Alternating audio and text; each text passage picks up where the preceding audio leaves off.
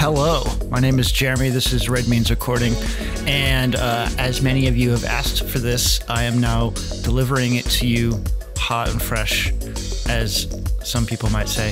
This is a walkthrough of my sample library, and yeah, it's probably going to be meandering and super boring, and I don't know why you want to see this, but we're going to do it anyways because you asked for it.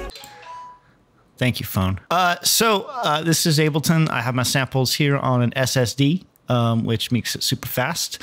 I have them organized by what I consider their major designation. So we got cinematic and orchestral, crate digging, which I'll get into, dance, Digitact, which is a special folder for things I've sent to the Digitact, downtempo, reggae and trip hop, drum hits, drum loops, electronic, free sound, FX and Foley, JVHS, Lagavelt, Lo-Fi and 8-bit, OLPC, OP1 edits, styles, and vocals. So I actually recorded this video, I don't know. Hey, this microphone's super high. How's this?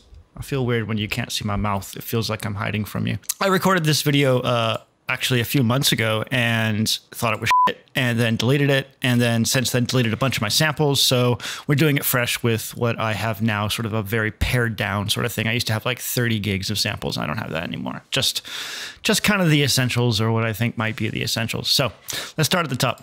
Cinematic and orchestral. This is, as it says, things that fall into straight up orchestral sounds, like loops of orchestra samples, strings, violins, stuff like that. And also cinematic in the sense that it's made for motion picture. Maybe it's like very complex pads or things like that.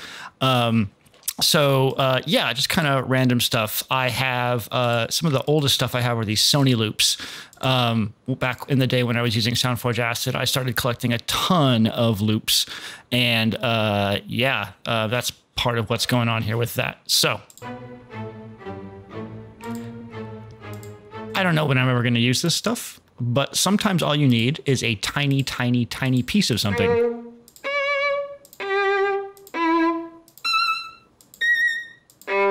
So that's the orchestral side. I got this Philharmonic Orchestra Samples thing. This is a free set. You can go Google for it. And this is massive. It is way too many multi-sampled hits from all of the orchestral instruments that you might need. And if you do not have like Kontakt or some like multi-sampled orchestral thing, sometimes this stuff can come in useful. Or if you want to just send like a little hit to your sampler, like I just need a bassoon hit at C3, like there you go. The most important folder I have in here is pan flutes. You can never have enough pan flutes. I'm telling you now. And then, oh God, that's really bad. I should delete that folder. So the cinematic side of things are sometimes these like, you know, I do sound for picture sometimes, sometimes with my own videos where I'm trying to do like something weird. So having sometimes these pre-made things can be helpful. These aren't going to work their way into any of my songs anytime soon. All right, crate digging. Back at my old job, I spent a lot of time on Spotify listening to things, and I would like grab things from Spotify and throw them in, like I would record them off Spotify and put them in here, and just sort of like as inspiration, because I didn't have time to go grab, you know, an official copy or anything like that. So I would just listen to it and, you know, illegally rip it. Don't tell anyone. So there's a lot of weird stuff in here. Weird old tracks that I would like to get on vinyl, something like that, so I can sample them.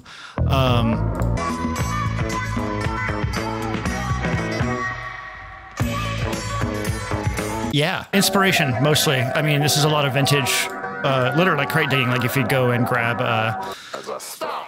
vinyl stuff. If you haven't danced yet, what the? If you haven't danced yet, what the? If you haven't danced yet, what the? That as tape transfer sample things is a ton of stuff from my parents and grandparents when they were split between Germany and here during World War II. They spent a lot of time sending. They would record things on reel-to-reel and send it to each other. And Mama and the Papa and the boy who was wrong. all of this orchestral stuff from the radio, like sampling from the German radio and from the American radio, and using this as communication back and forth with each other. So, doesn't this mic work at all? That's my grandpa, actually. It seems to work. So my grandma had all these tapes, and we used our tape deck, our tape reel, to digitize them. And this is a very, very special folder to me. I've used a bunch of the samples on the album Vanitas, which is a reason why I like that album so much, because it's got so much special stuff in it to me. Dance is where we find things that are more appropriate for 4 on the floor. I'm going to burp. Fantastic. Okay, Vengeance, if you have been trying to make electronic music for any length of time, you're probably familiar with them. They are a huge, huge big deal in the electronic music dance sample world, and they make a lot of ready-to-go samples for EDM. I started collecting these when I first started making electronic music, and, you know, I don't really use them a lot.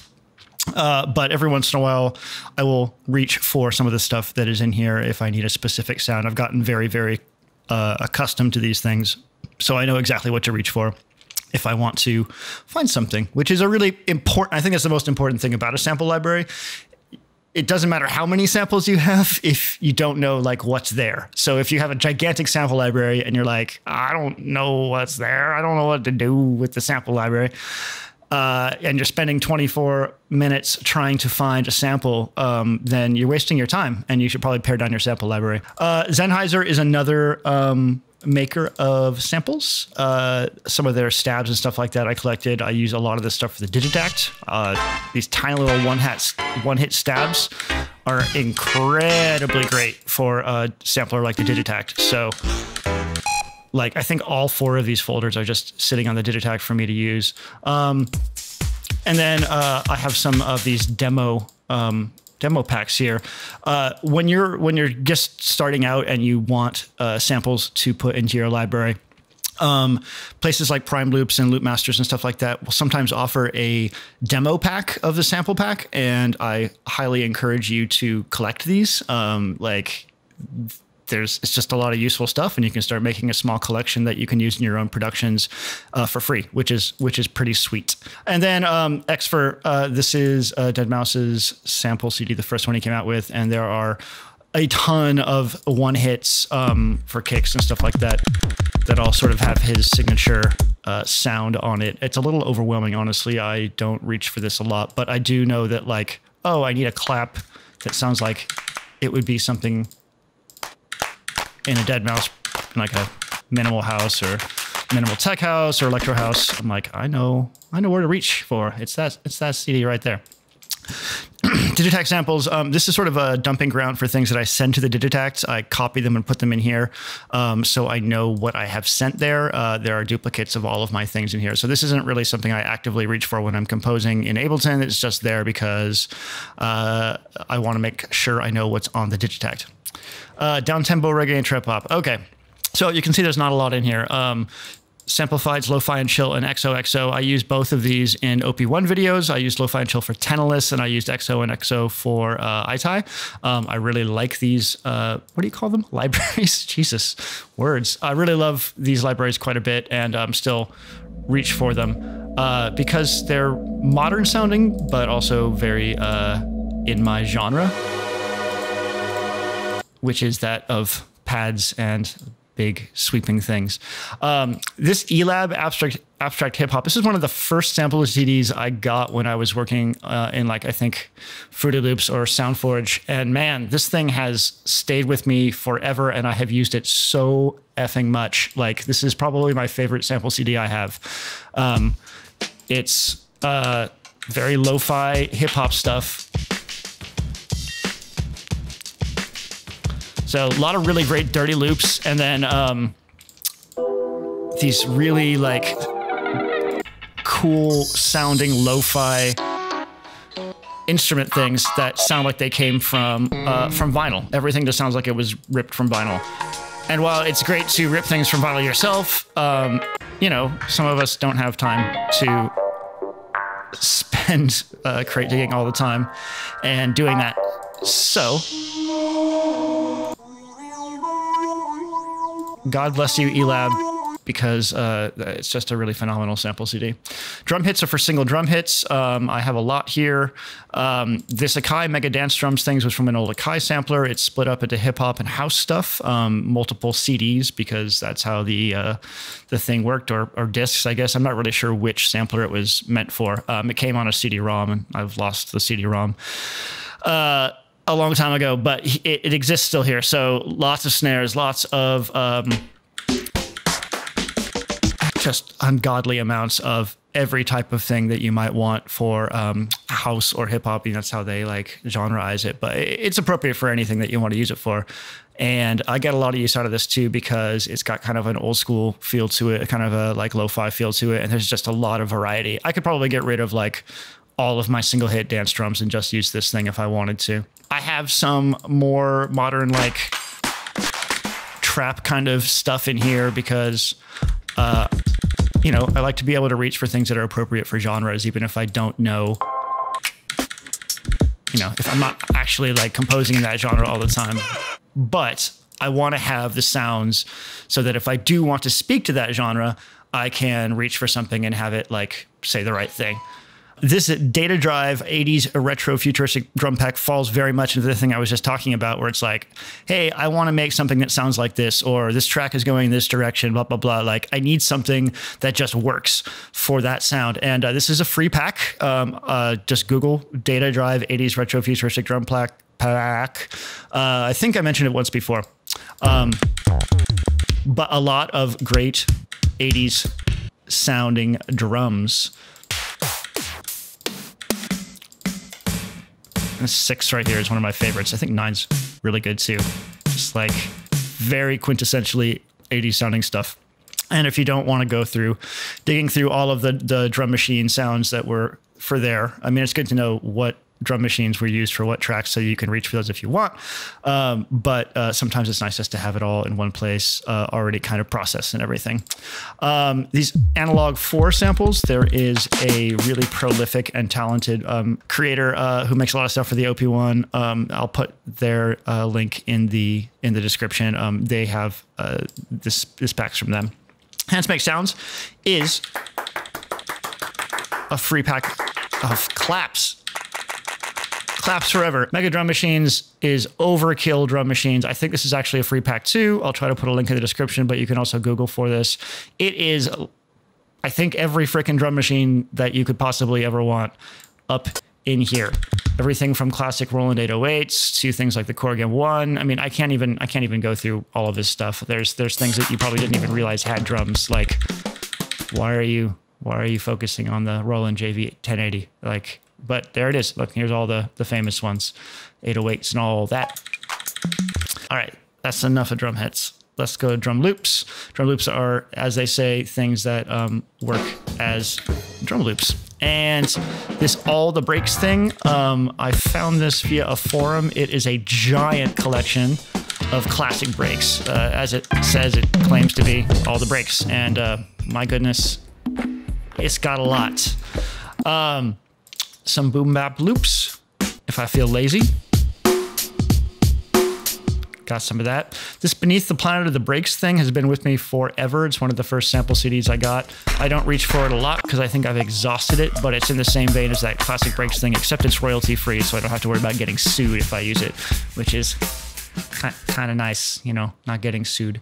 Some drum and bass samples because I want to get back into making drum and bass. Some disco breaks in case I want to make something that's in this vein. And again, sometimes I will grab these things for genres that they do not belong to at all and throw them into something because, you know, why not? Like, it can add an element that you didn't expect. Like, sometimes techno sounds great with a disco break on top or whatever. It doesn't really matter. Just sometimes it's nice to have a weapon that you didn't really think would work in a situation. This Sounds Good Drum Tools thing has also been with me forever. It's a super useful utilitarian thing where it's just little pieces of drum kits played in a variety of different ways, and then some, you know, actual very, very organic sounding things. I usually use the hi-hat and ride loops thing and this percussion thing here because it's nicely all broken up into different types of isolated percussion, and that's really useful to have. All right, that's enough out of drum loops. What do we got next? Electronic. Okay, so this got pared down a lot. This used to be a bigger folder. This is mostly about drum and bass at this point and the stereo MCs thing. So like I said, I wanted to get back into making some drum and bass. And mostly I'm looking for some nice beats to throw into things. But I'm also a sucker for drum and bass pads because, man, that genre loved its pads, and I love myself a pad, so it's nice to love each other. Another jungle thing here. Got some very classic jungle sounds going on in there. Some beautiful pads. Everyone's hugging. The E is kicking in. Play that record again. Select. Okay, Freesound. I don't know if you're familiar with freesound.org. Are you familiar with it? You should be. It's amazing. It is a giant repository of sampled material that people are constantly contributing to. It is massive, and my gosh, you can find so much stuff on it. Like tons of Foley, lots of music loops. I have used a lot of this stuff when it's appropriate. There are licensing issues with this stuff. People don't just like give it away, but a lot of the stuff is Creative Commons, which is awesome. So I recommend checking out freesound.org. I will put a link in the description. It is incredibly useful for just like finding things that you didn't realize that you needed, or that you need right now. And you're like, I need that clock sound. I don't have a clock. I need a clock sound. So you can do it. FX and Foley is mostly white noise sweeps and some water sounds and stuff like that. I threw the Vengeance sound effects things in here. We talked about Vengeance earlier up in the dance section, but these are all their sweeps and weird hits. Dance music of all kinds, depends on elevators or sweeps like this. So here we have that. Tons and tons and tons of them.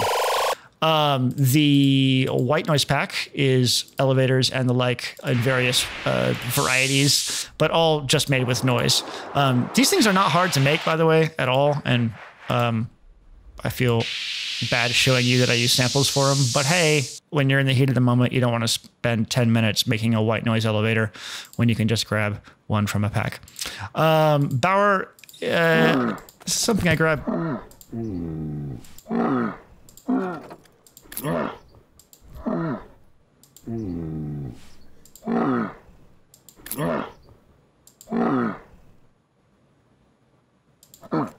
Okay, Juno VHS is the person that gave me the samples to work on the OP1 video acceptance. And this is a ton of really cool stuff, ranging from pads to little interface sounds, weird drums, weird bass, like all kinds of really strange sounds that are really well suited to what I found is Foley work for picture, or SFX work for picture.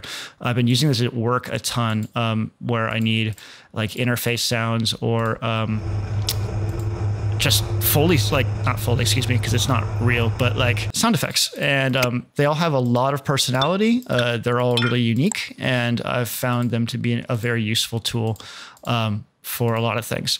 Legovelt synthesizer, God bless his soul, is a incredibly talented synthesizer and prolific electronic music artist who also happens to have synthesizers, a very big synthesizer sample library that he has made public, and he has sampled his extensive collection of synthesizer, just tons. Like, he loves this synthesizer. It's like a lot. He really loves his synths, and he was a very, very cool person to share these with us. And so there's everything ranging from DX7 samples, Juno 106, Korg Monopoly, a couple other things. Just these really cool classic synthesizers, and mostly I think digital stuff too. I mean, like DX7 and the JV2080 is all digital synths, and I personally am finding that I love the 90s 2000s digital synths like a lot. So thank you, Legovelt. This is up my alley. synthesizer. Lo-fi and 8-bit. This is all chiptune stuff mostly. I really haven't used these quite a bit, but the Adventure Kid waveforms are like an ungodly amount of single cycle waveforms that would be appropriate for a sampler that can loop these things. Like, they don't really sound like anything, do they? No, they don't. But if you grab a sampler, or a simpler if you want, and then go back. Okay, well, we'll want to loop it. You want to loop? You know what? You have to hit the loop button. Amazing. Holy shit, it's an actual sound. Not a sound. Sound. So all of these things are single cycle waveforms that have a specific character when they are looped, but not otherwise. So a lot of cool fodder there for cool simple sounds. And this is also kind of the way that the Digitakt works in terms of making melodic sounds out of small tiny chunks. There's this whole single cycle waveform thing they have going on in there. Atari 2600 samples. Some glitches. This little scale pack has a bunch of waveforms from, God, I shouldn't have to go down that many folders, Ataris and stuff like that. These things are best suited to actually make sampler patches out of and then not have to actually go in and deal with 32 multi-samples of an Atari 2600 waveform. Forgive me. The OLPC was a one laptop per child project. It was an ambitious project that was done to create a rugged, portable computer to pass around places that maybe didn't have access to computers. And for some reason, I don't know why, but there was a sample library associated with it. And I don't know how I got it. It's been with me for over a decade, but it's a lot of Foley and weird stuff. I like to be surprised sometimes. I know I said earlier that I like to know exactly what I'm reaching for when it comes to samples, but also sometimes I like to be surprised. And finding a random sample can throw an entire project into a new direction, or find that like special thing that you didn't realize that you wanted. And so that's why I kept the OLPC and the Foley and the free sound stuff around, because like found sounds and random things like that can really inspire you, in ways that you didn't even realize that you wanted to be inspired.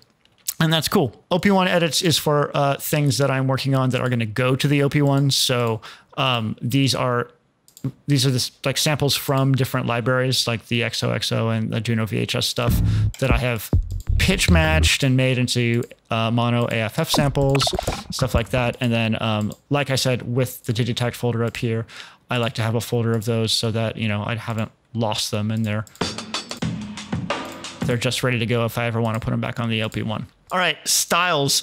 These packs were on the internet as well. I think they were free. I will try to put a link to all the free packs that I can muster in the description.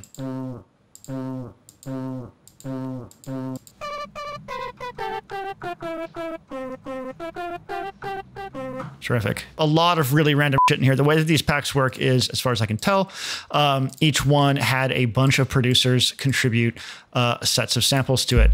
And there's a huge variety of stuff in here.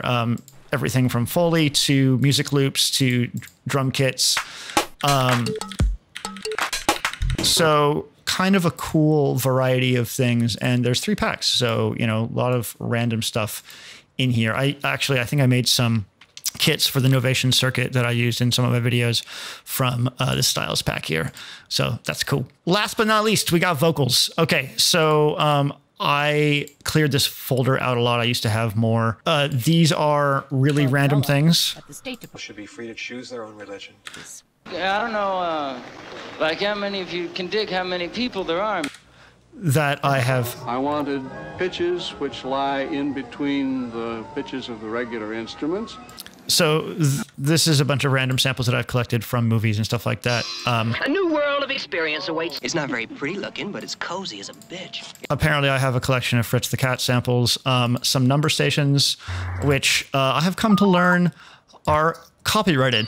I guess the band Wilco used some Number Station samples in their album Yankee Hotel Foxtrot, and it turns out they got sued. You would think maybe that stuff would be public domain because it's floating out on the airways, but in fact, it is not. So don't think you can get away with using pre-recorded stuff from Number Stations. If you want to record your own stuff, I think it's okay, but using other recordings of it might get you into trouble. So don't do that. These Music Radar vocal ad-lib samples, it's really important to me to have little tiny bits of vocal samples because a big thing that people are doing today in music is using tiny little bits of vocal samples to make melodies out of them, and so that's what this folder is lying around for.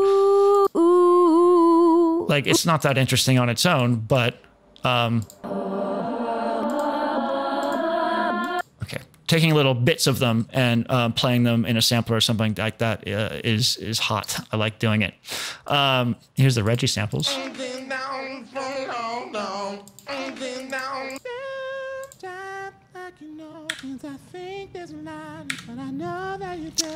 So those are the things that were gifted to me by Simon Fox, who they ended up in the Reggie song, played in all kinds of ways. This universal female tilclid is similar to the ad-lib samples. It's just a lot of little pieces of things that I probably would never use whole, but on their on little tiny granular pieces of them, they're fantastic. Steven Universe video game sounds. Well, that didn't work. It did not, Amethyst. You're right. And then, yeah, some other things, some stuff from the movie The Jacket. I have a track with this sample in it that has been sitting around for ever that I hope to release soon. And then, yeah, that's pretty much it. That's my sample library. I try to keep it really lean, but I also keep things around that even if I haven't used them in a while, I know that there's a lot of variety to them and that they might surprise me. So I want to be able to reach for things very quickly that I know are useful to me, like very utilitarian things. But I also kind of want to be able to like lose myself in some places and get inspired. So that's what's going on with that. Thank you for joining me. I hope you'd enjoy this trip down sample lane. It's a dirty alley behind your mom's house. Good night.